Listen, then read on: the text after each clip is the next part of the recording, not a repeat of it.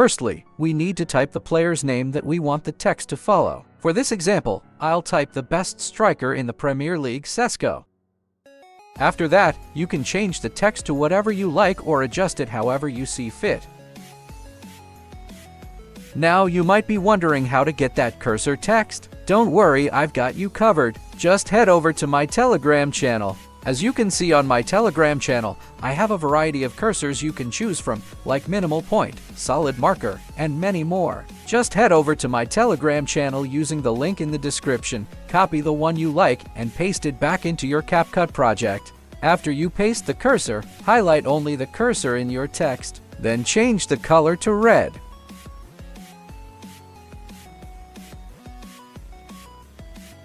After that, lower the font size to whatever size looks best to you.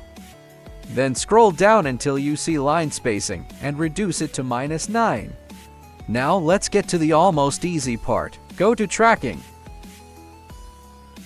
This part is a bit less complicated. What you need to do is move the tracking box onto the player and make sure it's highlighting the player you want to track. Then position the text over the player. After that, make sure you disable scale before clicking start.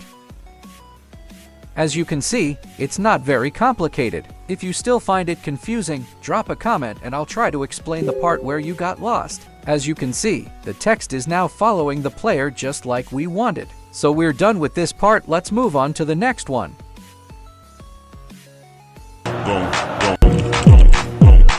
So now I'll be showing you two ways to create the highlight effect. Let's use this striker, who is even better than Haaland, as an example.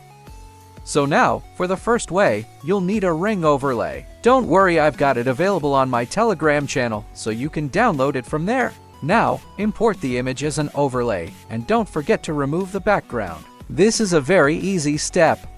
Now, position the ring over your player. This might be a slightly tricky part, so here's what you do. Firstly, at a keyframe at the beginning of the clip. Then secondly, on the next frame, adjust the ring so it follows your player. Keep repeating this process frame by frame if needed, so the ring stays perfectly aligned with the player. Now, take a look at the result. Also, this effect isn't just for players, it has lots of versatility. You can use it to track the ball, any object, or anything happening on the pitch. Next, let me show you the other method. So now, for this method, you need to duplicate your clip and then overlay it.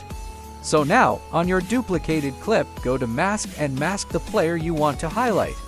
After that, go to your main clip, click on Blend, and reduce the opacity. Now, back to the duplicated clip.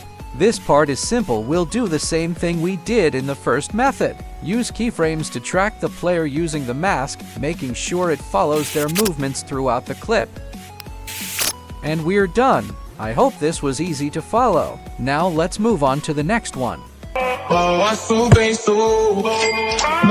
Now let's move on to the last tutorial of part 1. First, let's get our overlay. As I always say, you can download it from my Telegram channel, it's already available there and ready to use.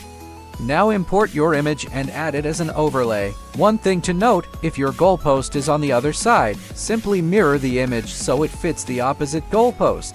So now remove the background, then trim the clip until the ball enters the goalpost. Now go to Blend and change the mode to Overlay. After that, add 2 keyframes in the blend settings, one at the beginning and one at the end. Then go to the second keyframe and reduce the opacity to 0. We're not done yet. One more thing we need to do is add sound effects. I have a separate channel where I store all the most used sound effects for football edits, ranging from dribbling sounds to ball hitting effects, and over 100 in total. The invite link to that channel is available in my main Telegram channel. For this edit, we'll be using the Money Ching sound effect. Just download it and import it back into your editor. After importing the sound, you're done.